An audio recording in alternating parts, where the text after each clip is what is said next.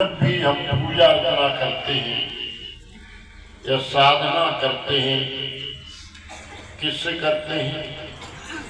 पहले चाहिए हमें ज्ञान। किसका ज्ञान?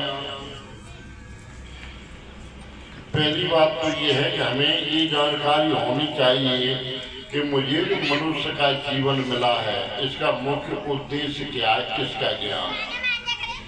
कमाना, खाना, संसार से चले जाना, केवल यही एक उद्देश्य नहीं है।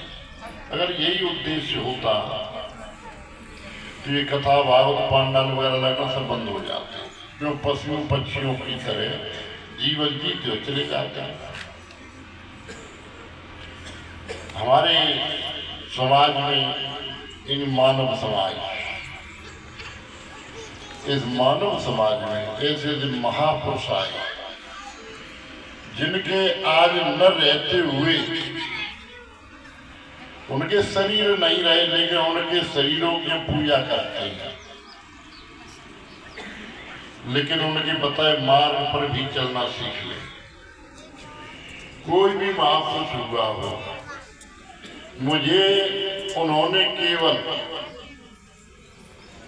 दो चीजें सिखाई हैं। कौन कौन सी दो है? अपने जीवन को इतना सार्थक बना लो, घर गृहस्थी के कार्यों को करने के साथ साथ उस ईश्वर से भी मिलते रहो, मिल करके चलो। अगर ये नहीं हुआ तो हमारे और पशुओं में कोई अंतर नहीं।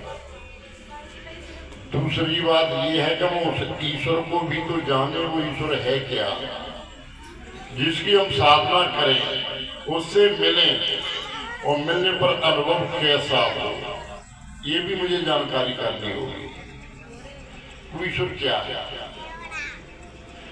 लोग दर्शन के लिए जाते हैं, जाइए, अच्छी बात है, लेकिन श्रद्धा के साथ,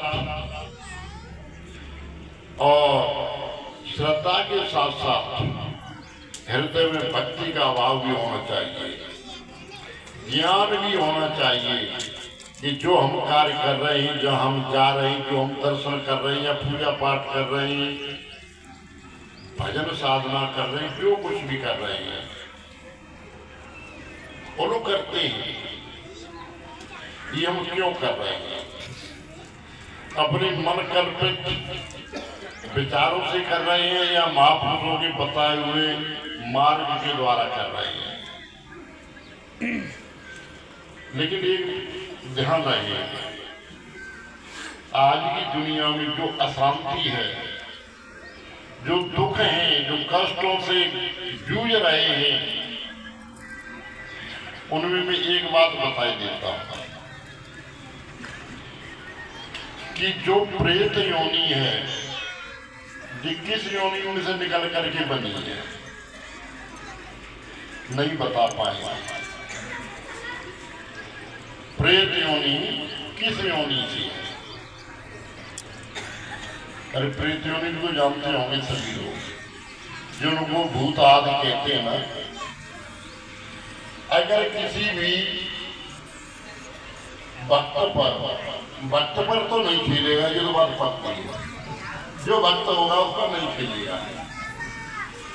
अगर किसी पर भूत खेलता है, किसी के घर में भूत घुस करके परेशानियां पैदा करता है, तो भूत किस योनि से आया है? जब वो खेलता है, बोलता है, जिनको तुम भगत कहते हो, वो बुलवाते हैं, तो क्या बोलता है? किसका नाम लेता है?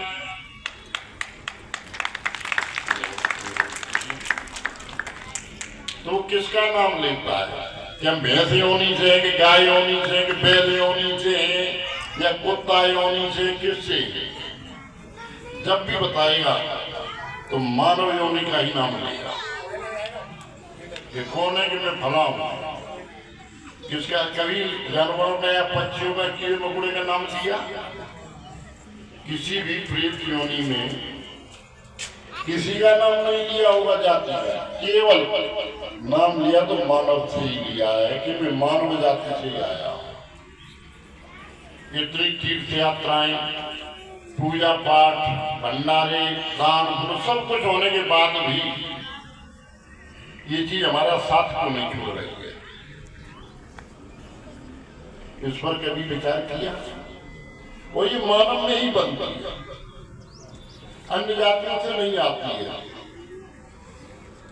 जहां जहां इन भगत लोगों के अड्डा लगते हैं, जिनको भी क्या कहते हैं गद्दी लगा रहे हैं, जब भी वहां खेलते हैं तो केवल मानव का ही नाम बताएंगे, मैं फला घर से आया हूं, ये मेरा नाम था।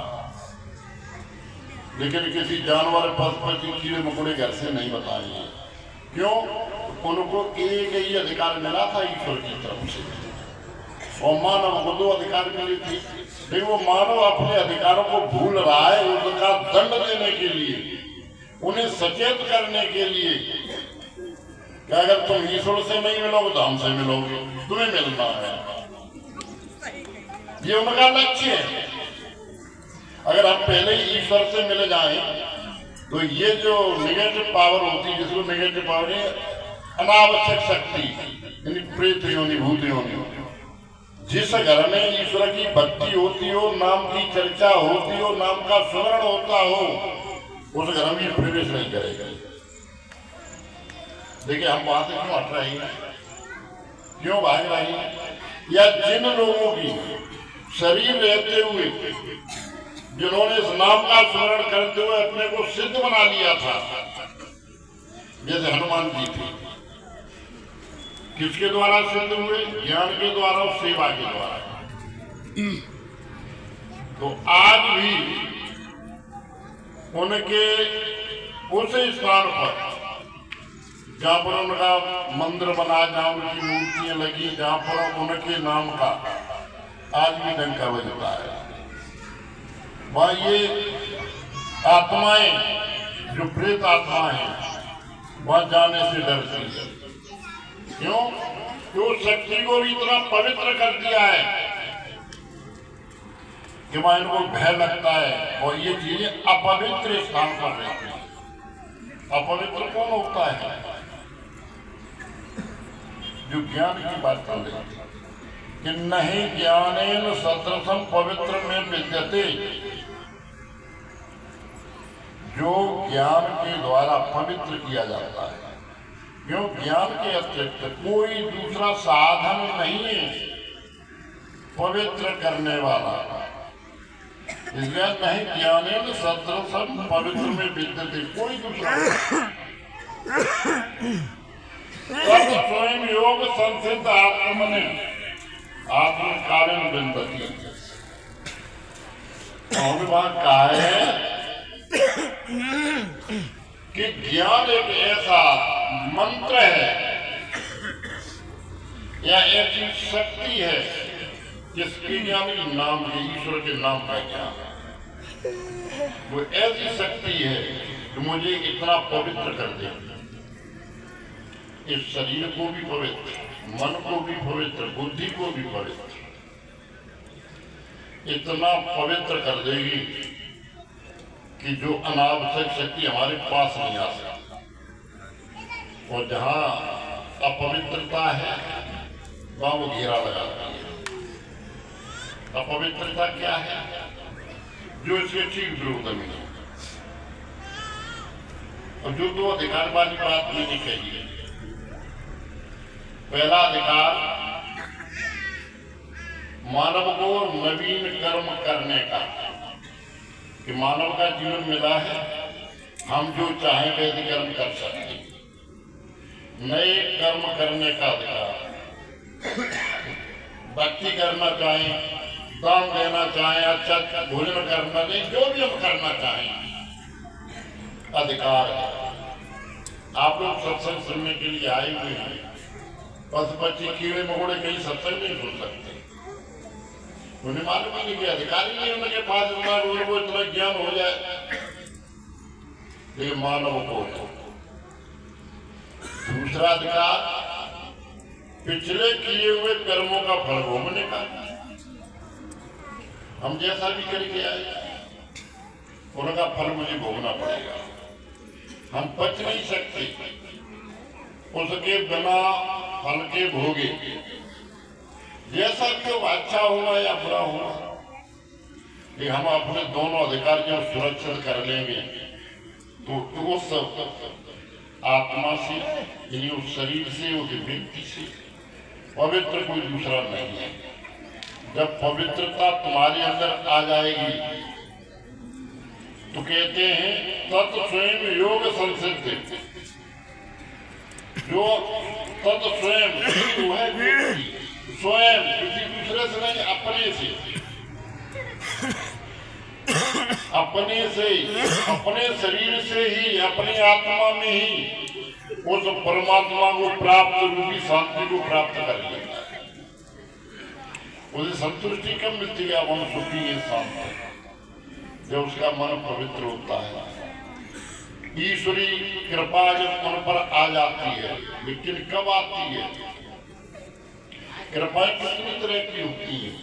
पहली कृपा तो आप लोगों की, आपने स्वयं की कृपा है। कौन सी स्वयं की कृपा है?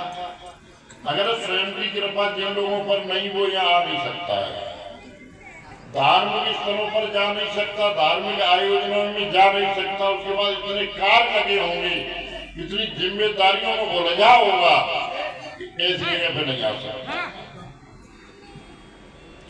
तो पहली कृपा आपकी, जो कि घर गृहस्थी के सारे कार्यों से